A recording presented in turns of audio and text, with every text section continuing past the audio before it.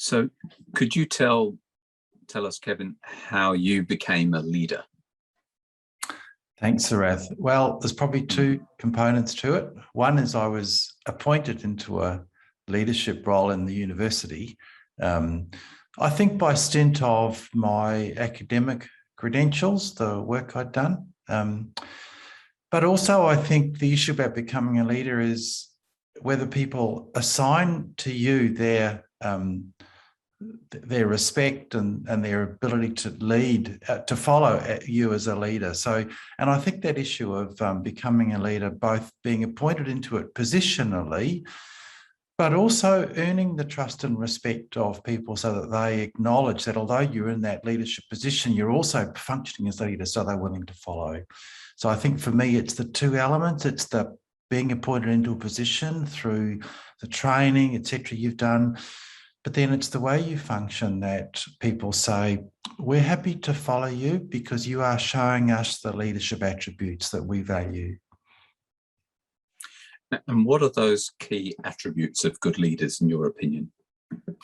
For me, I suppose they reflect my personal values, which are around acting with integrity, openness, honesty, trustworthiness.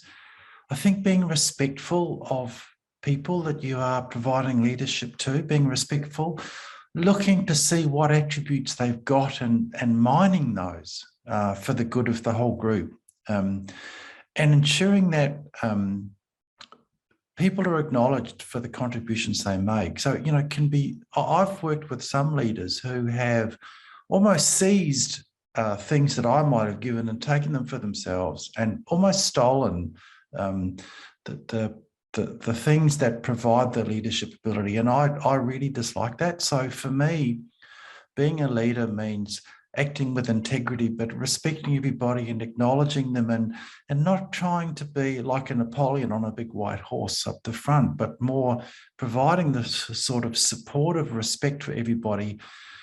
You know, it is said that leadership is, well, lots of definitions, but one of them is articulating a vision. And I think that's partly true. It's about recognizing what people are thinking and where you're going with it. But it's also bringing the team together and working cohesively as a group. What advice do you have for someone starting out on their own leadership journey? Find a mentor.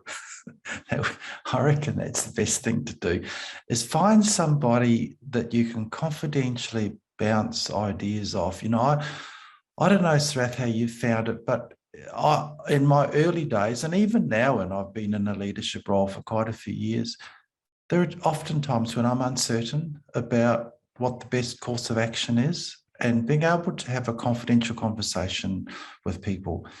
So I think getting a mentor.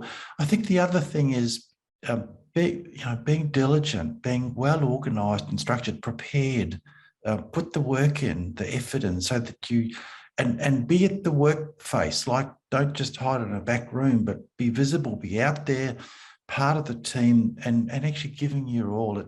To be a good leader, you've really got to be seen to be working at least as hard as everybody else. So that's a big challenge. And if you had your time again, is there anything that you would have done differently, or any mistakes that you've learned from that you would avoid making again if you had their time again?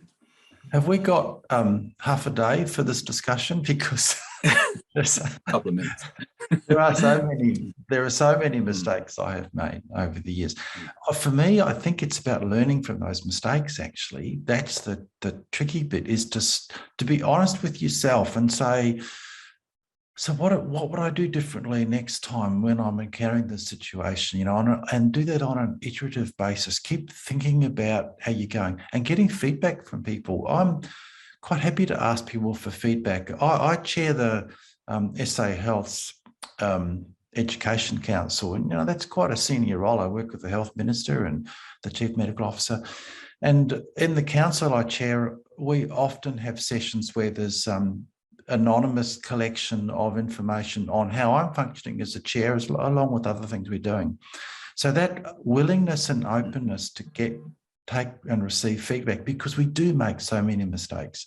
So having a mentor to sort of bounce ideas off, asking for advice from people you trust, and learning from the mistakes that we inevitably make, and not to be too upset by making a few mistakes, because we all do. But if we're acting with integrity and care, then they're sort of honest type mistakes. And as we learn from them, I think we grow into leadership. Well, at least I hope we do. I think I have over time, but I'm still far from an effective leader. And so that humility, I think, is really important. Thank you, Kevin. I think that humility has come across. Thanks for that interview. Thank you, Sarath. Thank you.